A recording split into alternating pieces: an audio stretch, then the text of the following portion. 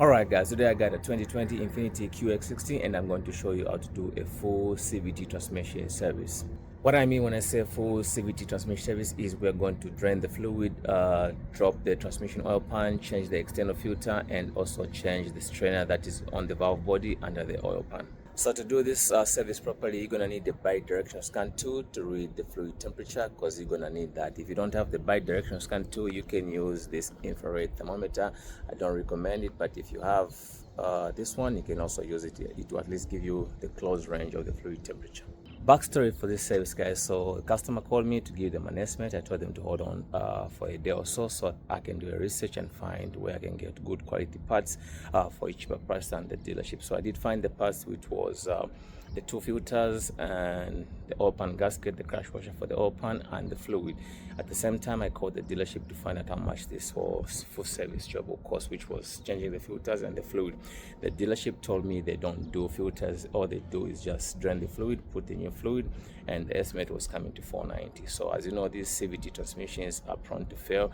The only way you can actually add longevity to them is do the full service, which is draining the fluid and change the filters. So this is our vehicle right there. It's all set to go, and the first thing I did was set it up on ramps and jack stands at the back for safety, because I needed to crawl under the vehicle. And then the next thing is take off this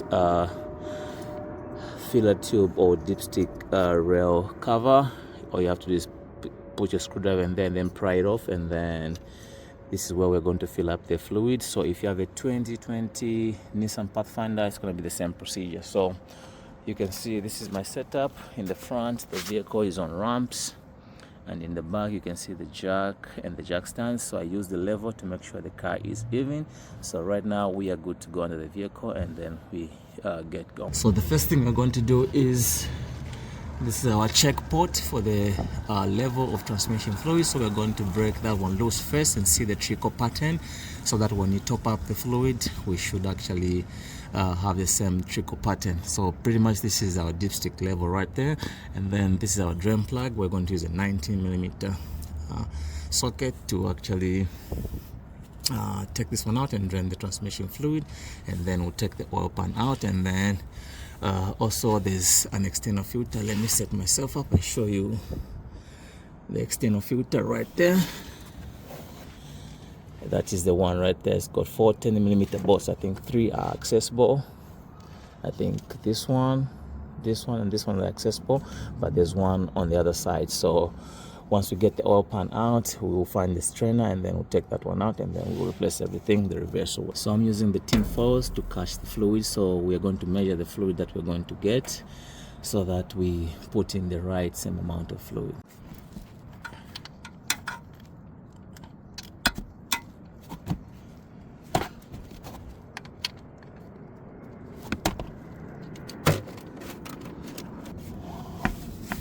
You can see how nasty the fluid looks, so that's why we are changing it. So by the way, this car has got 60,000 miles, so that's the right time to do that service. Next, we'll take off our 90mm drain plug. We'll use a 90mm socket with a ratchet.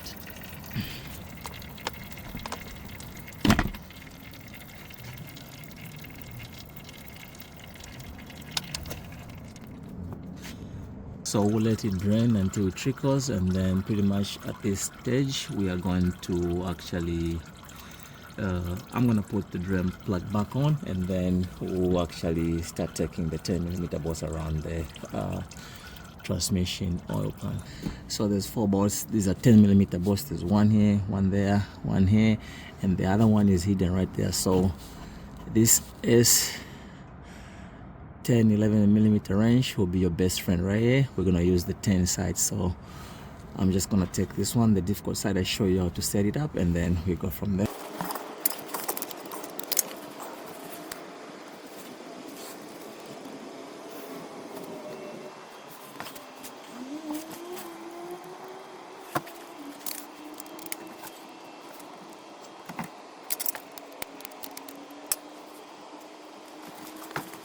So once you break it loose, because of being in a tight spot, you can grab yourself a 10mm socket, a tiny one, and then you can just take it off with the socket completely.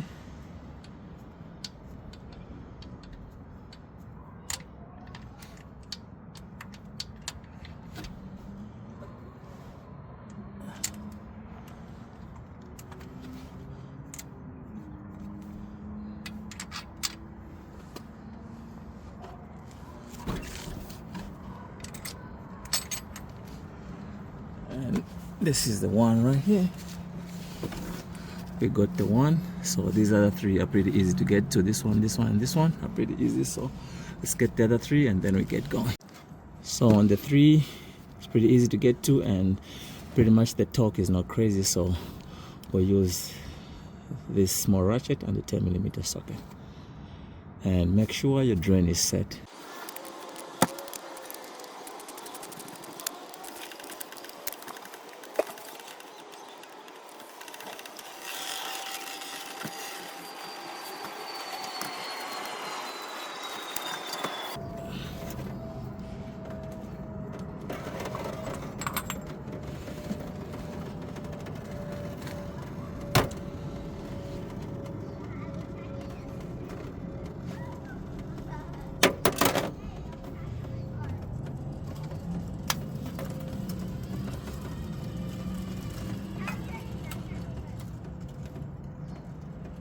So I like breaking the bolts loose with just a regular ratchet and then switch to the impact wrench to speed up the process. So I'm gonna use this 10mm socket with the ratchet to break them loose, and then we'll switch to the impact wrench.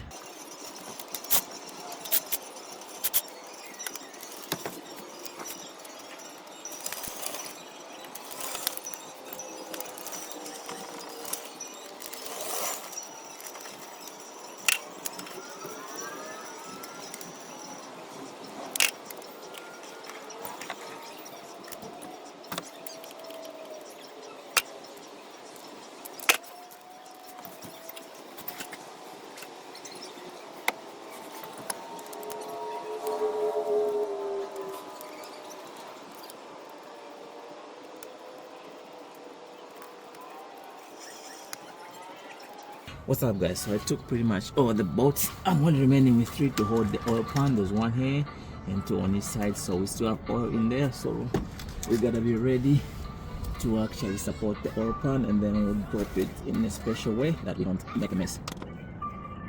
Let's start with the back right there.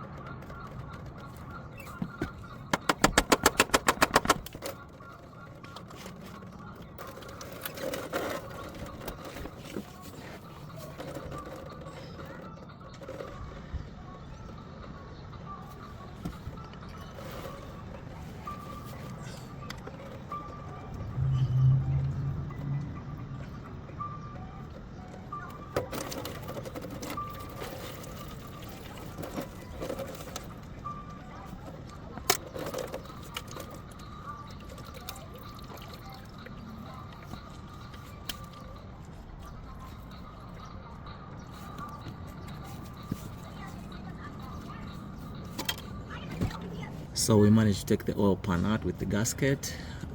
We did a good job in not make a mess. So you can see right now this is our strainer. It's only got 2 10mm bolts. There's 1 here and 1 here, and this is the valve body. So right now we're going to use a 10mm socket to take these 2 bolts out, and then we take out that strainer. We're going to replace it with the new one.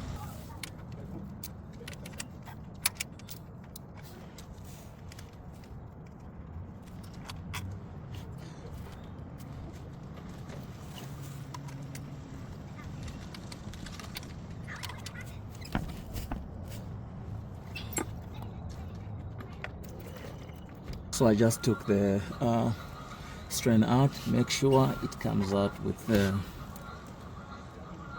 gasket. There's a gasket right here, so the new one comes with it. So we'll put the new one with the new strainer, and then we'll go from there. What's up, guys? So I measured the fluid. We got about 4.5 quarts, so that's what we're going to put back in. So it's time to clean the oil pan and also the oil filter housing. So that's our transmission oil pan. You can see we get the 3 magnets. Make sure you know which spot they come from, and then you can see they've got some clutch material, which is normal. This guy's only got 60 70,000 miles, so you can see that's pretty normal. These are normal shavings, and that's what these magnets are for.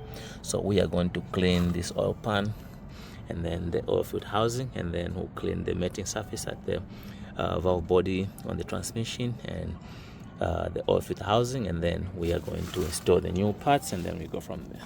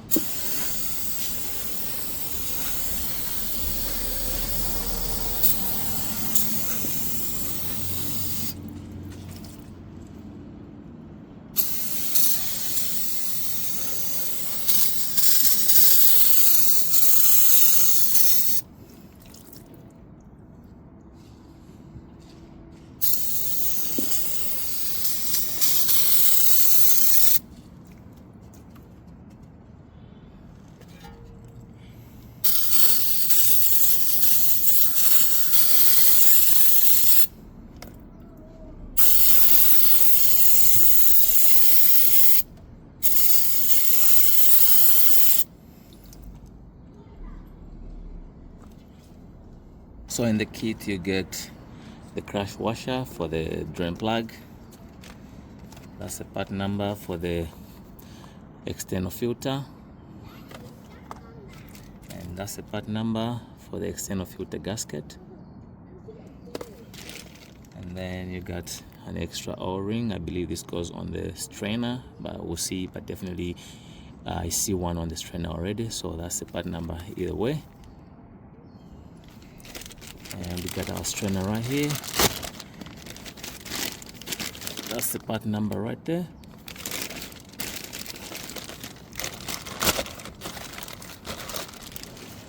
And like I said, the strainer already has the O-ring.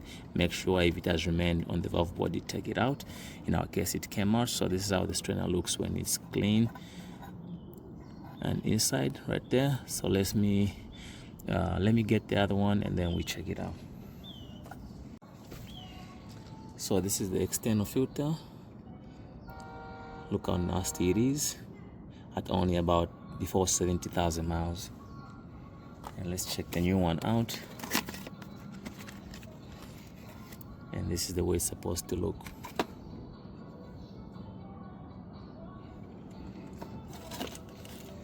For the strainer, I showed you how the new one looks at about 70,000 miles. This is how the other one looks. Look at that. Nasty. And we got the new one.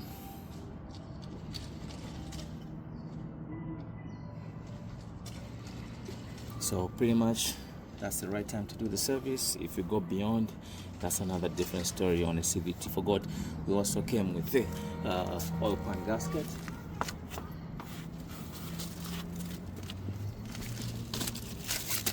This is the one in there, and that's the part number right there.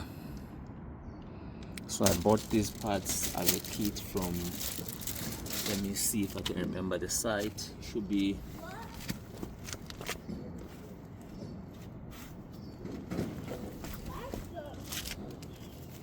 it's Z1 Off-Road. What's up guys? So you can see I got the oil pan cleaned up, the magnets cleaned up and put back where they're supposed to be, and we got our new gasket right there. So I just want to point out one thing. This is the old crusher for the drain plug. You can see it's been crushed. So I mean, when you have a new one, you might as well just use it. But I mean, if you do your own service, I'm pretty sure you can use it, but it's all about preference. So we got ourselves a new crash washer. You can see the difference. So I'll show you how it goes back on the drain plug. So if you look at this crash washer, it's got two different, sorry about that, it's got two different sides. So this flat side, this side is the one that, see, I don't know if you're able to see, you see this side has got some indent right there, and this side is actually just flat. So the flat side is the one that will go on just like so. The one with the indent goes back inside. So pretty much this is how the crash washer goes on the drain plug. So we'll go ahead and just put it like so for now, and then we'll talk it to spec once the pan goes back on the vehicle. So let me go clean up the mating surface on the valve body, and then we'll go from there.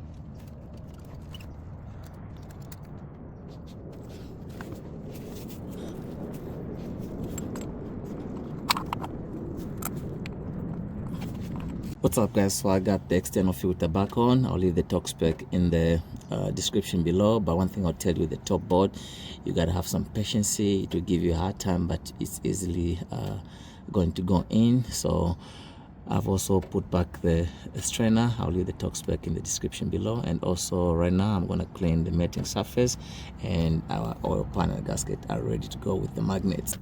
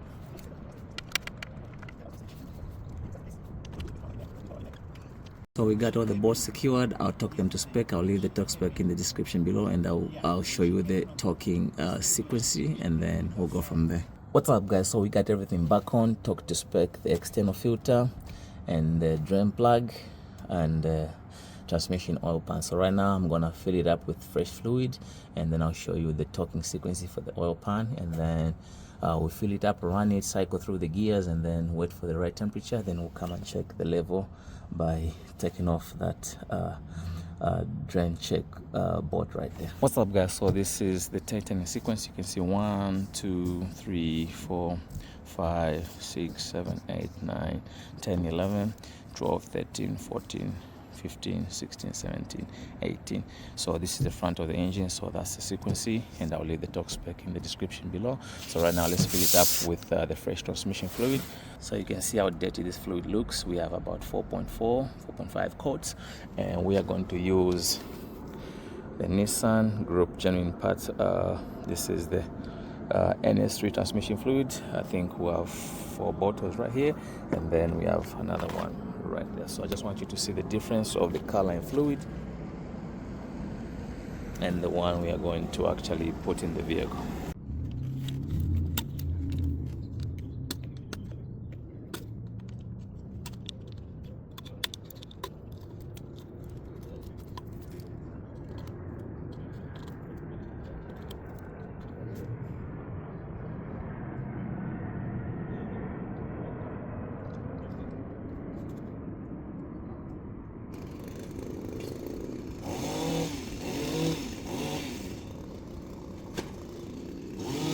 What's up guys, so after I fill it up with transmission fluid, it's time to cycle through the gears, and then we'll let the car run till the temperature is between 95 to 113 Fahrenheit. So my foot is on the brake. We'll start the vehicle, and then we'll cycle through the gears. We'll go to reverse,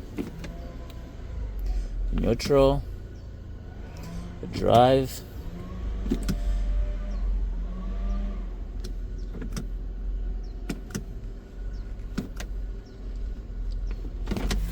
You just have to do this a couple times. We'll go back from park to reverse,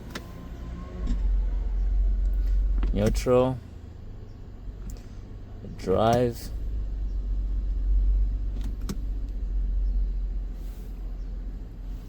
and then we'll use a scanner to check the transmission fluid, and then we'll go down when our temperature is about 95 and above, and take off that check port, and then we see the trickle. If we have a trickle, we'll put it back. That should be good. If no, we have to add some more. So do this a couple times.